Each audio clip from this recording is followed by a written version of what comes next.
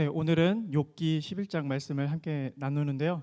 욥기 11장은 소발의 제1차 변론을 기록하고 있는 부분입니다.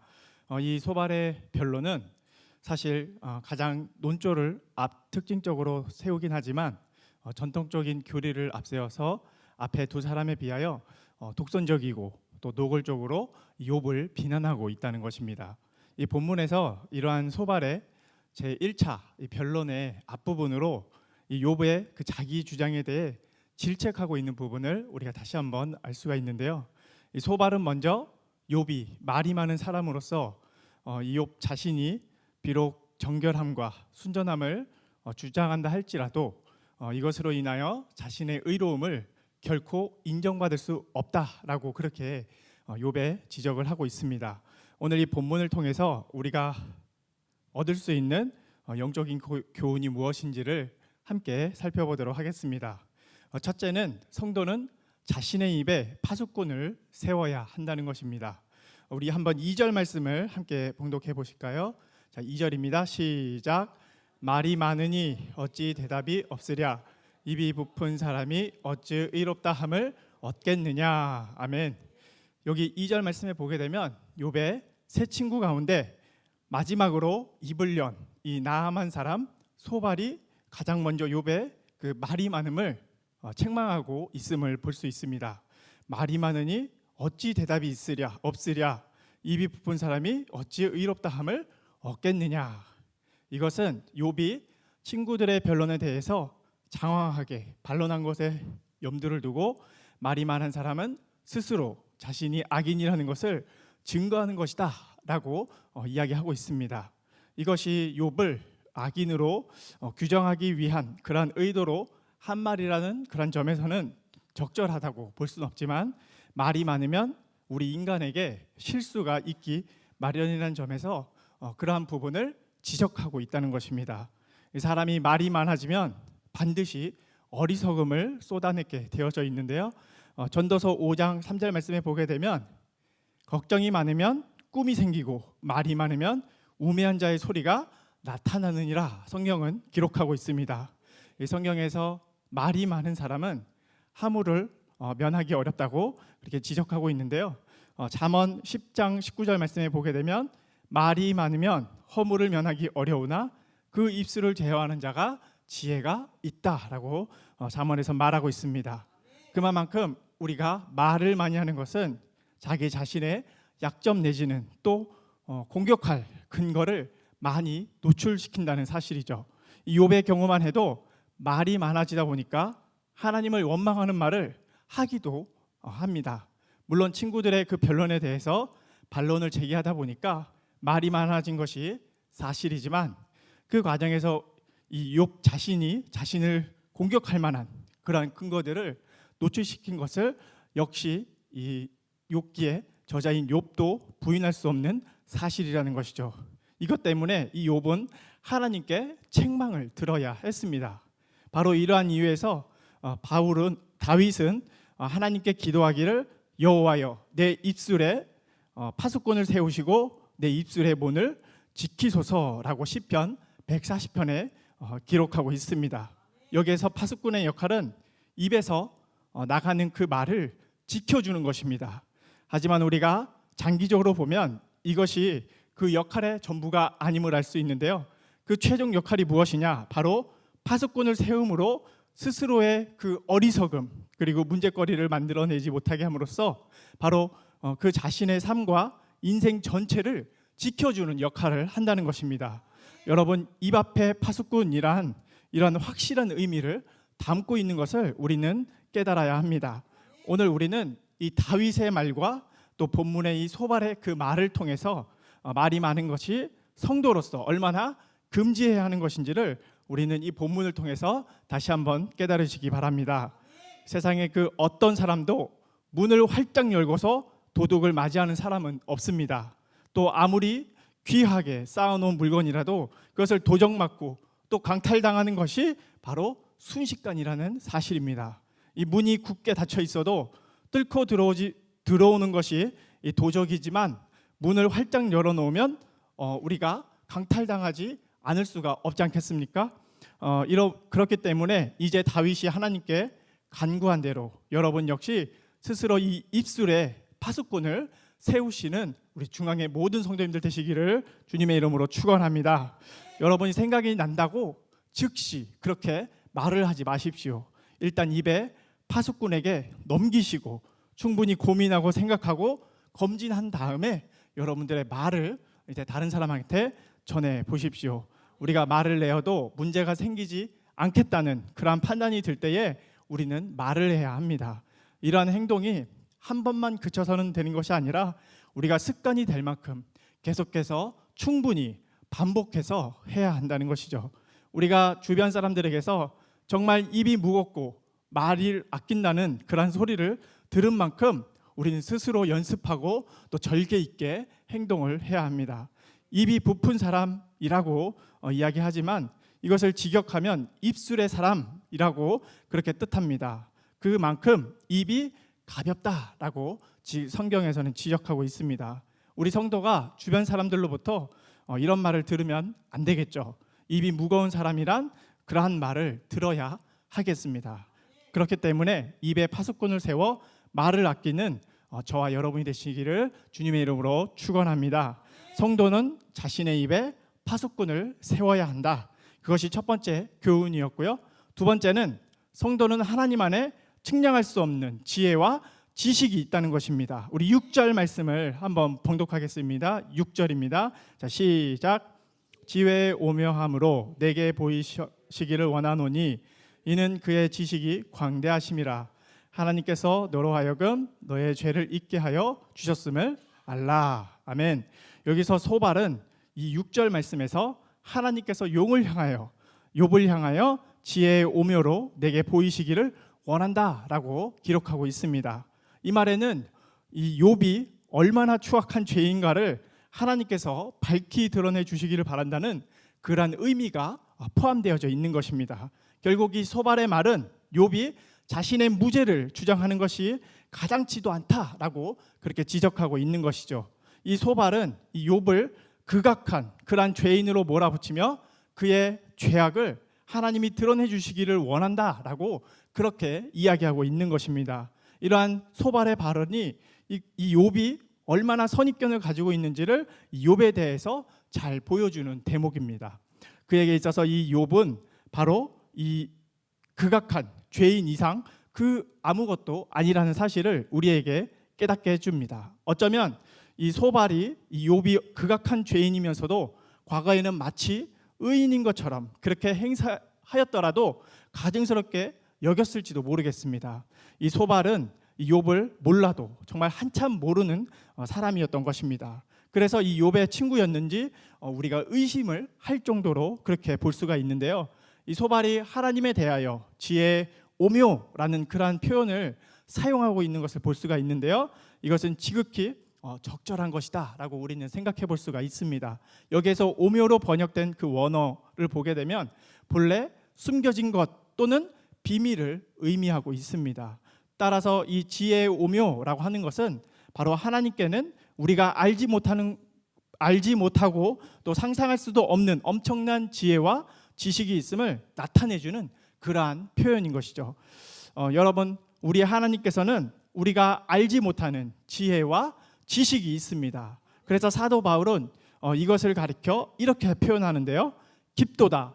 하나님의 지혜와 지식에 부요하며 그의 판단은 측량치 못할 것이며 그의 길은 찾지 못할 것이로다. 아멘. 인간의 측량단이나 도구로서는 우리가 도저히 측정이 불가능한 어떤 지혜와 지식의 그런 부요함이 하나님께는 있다는 말입니다. 우리는 이와 같이 이러한 사실의 한 증거를 이 솔로몬이 지혜를 얻게 된 그 과정에서 우리는 살펴볼 수가 있는데요. 사랑하는 성도 여러분, 이 소발이 어떻게 해서 그토록 이 솔로몬이 어떻게 해서 그렇게 뛰어난 지혜와 지식을 얻었습니까? 그것은 바로 이 성경에서 솔로몬이 하나님께 구하였기 때문이다라고 그렇게 증언하고 있습니다. 솔로몬은 태어날 때부터 그렇게 지혜가 뛰어난 사람이 아니었습니다. 이 솔로몬이 다윗을 이어 이스라엘의 왕으로 즉위를 하여 1000번제를 쌓고 또 하나님을 기쁘시게 할 때에 하나님께서는 그에게 무엇이든지 구하라, 그렇게 말씀하셨습니다. 그때 솔로몬은 누구나 다 구할 수 있는 부나 어떤 원수들의 생명을 구할 수도 있었습니다. 그런데 그렇게 하지 않았다는 것이죠. 이 솔로몬은 오직 백성을 잘 다스릴 수 있도록 지혜를 구했습니다.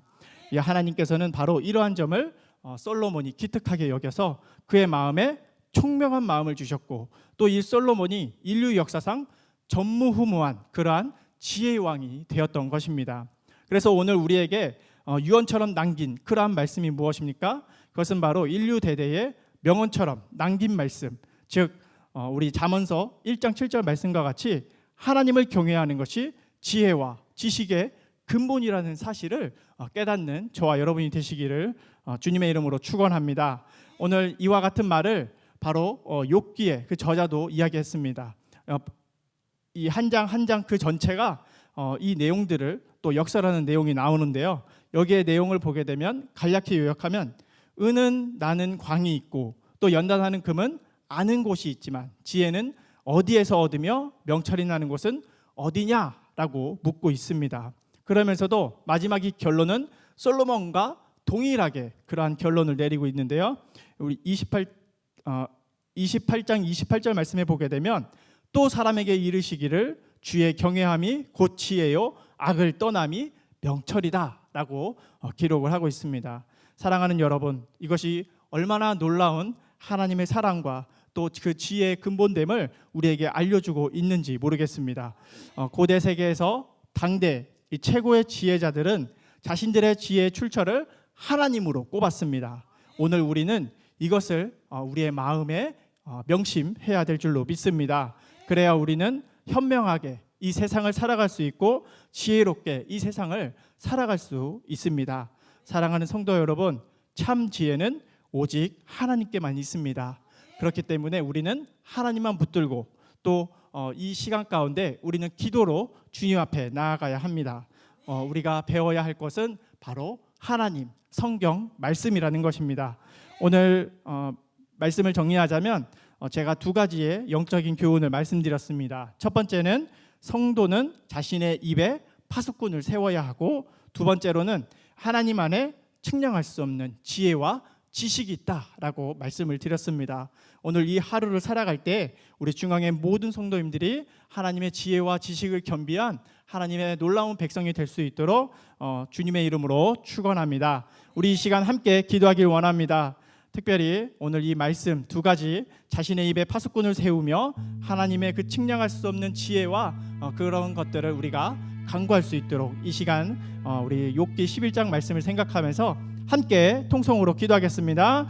사랑해 주님 감사합니다. 오늘 이 하루를 살아갈 동안 하나님의 은혜와 사랑과 함께하여 주시옵소서. 이 새벽의 첫 시간을 주님의 말씀으로 시작합니다. 하나님 우리에게 깨달음을 허락하여 주시고, 무엇보다도 오늘 두 가지 정말 자신의 내 입술에 파수꾼을 세우게 하시며, 하나님 오늘도 측량할 수 없는 지혜와 지식이 오늘 나의 삶을 이끌어갈 수 있도록 인도하여 주시옵소서. 하나님의 백성답게 오늘 이 하루를 우리가 거룩한 삶으로 이어가기 원합니다. 하나님 오늘 이 시간 내 안에 작은 죄라도 아버지 하나님 그것을 고백함으로 주님과 동행하는 삶을 살아가기 원하오니, 하나님 이 하루를 살아갈 동안 주님과 교제하며 말씀이 나를 다스리는 귀하고 아름다운 우리의 인생이 될 수 있도록 인도하여 주시옵소서. 하나님 아버지, 무엇보다도 오늘 이 하루 살아갈 동안 우리에게 기쁨과 또 사랑이 넘치게 하여 주시고, 하나님 무엇보다도 하나님의 그 나라가 정말 이 세상 곳곳에 증거되어지며, 하나님 무엇보다도 하나님의 뜻이 정말 이 땅 가운데 펼쳐지는 귀하고 아름다운 이 하루가 되게 하여 주시사, 하나님 우리 주변에 있는 많은 이웃들 또 아픈 사람들이 있습니다.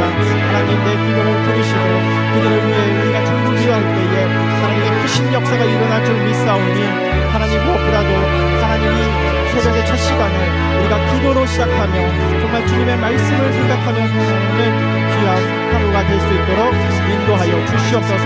오늘도 말씀하시는 하나님, 우리와 함께 하시며 동행하여 주시는 하나님, 오직 그 하나님을 믿고 의지합니다.